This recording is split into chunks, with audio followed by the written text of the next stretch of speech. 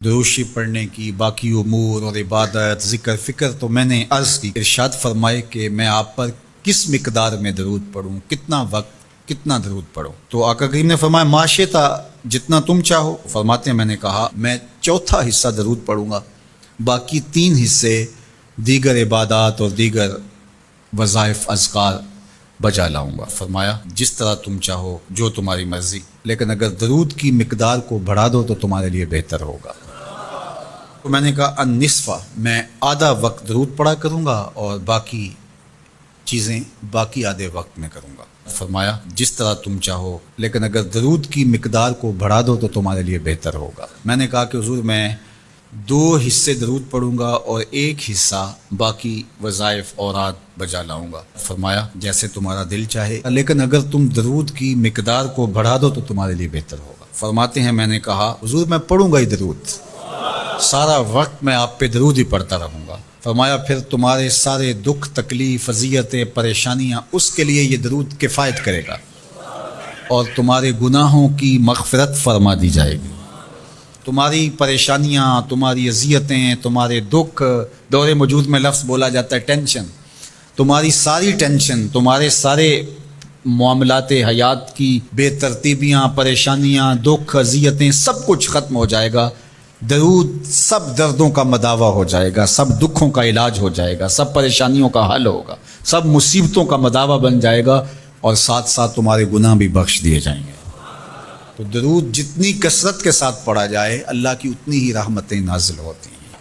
تو باقی وظیفے، باقی اوراد وہ بھی فضل و شرف والے ہیں، لیکن حضور نے فرمایا کہ پھر تمہارے لیے ایک درود ہی کافی ہو جائے گا۔ اللہ اکبر۔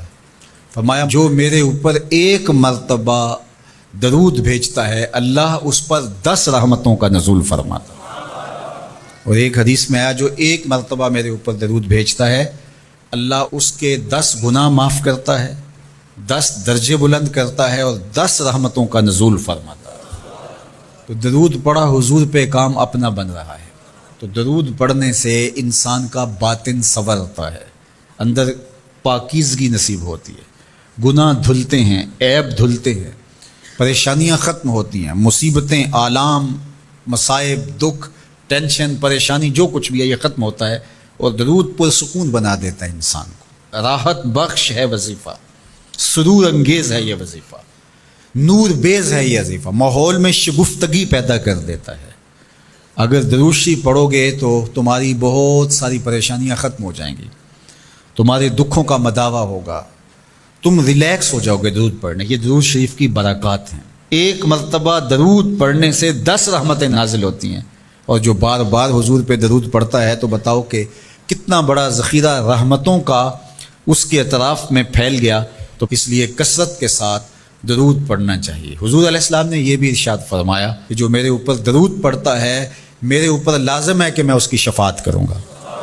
شفاعت رسول کے حصول کا ذریعہ درود بنتا ہے، چونکہ ہمارا آسرا ہی حضور کی شفاعت ہے۔ وہ دامن شفاعت کھولیں گے تو ہم گناہ گاروں کا کام بنے گا، اور وہ نصیب کیسے ہوگی حضور علیہ السلام کی شفاعت؟ کثرت درود سے۔ یہ بھی ارشاد فرمایا آقا کریم نے قیامت کے دن میرے سب سے زیادہ قریب وہ ہوگا جو کثرت کے ساتھ میرے اوپر درود پڑھنے والا ہوگا۔ تو حضور کی قربت کا ذریعہ بھی درود ہے۔ کون سا مومن ہوگا جس کو حضور کے دیدار کا شوق نہیں ہے؟ کثرت درود کی برکت یہ ہے کہ حضور کا دیدار نصیب ہوتا ہے۔ حضور کا دیدار نصیب ہو جائے تو بتاؤ اور کیا چاہیے؟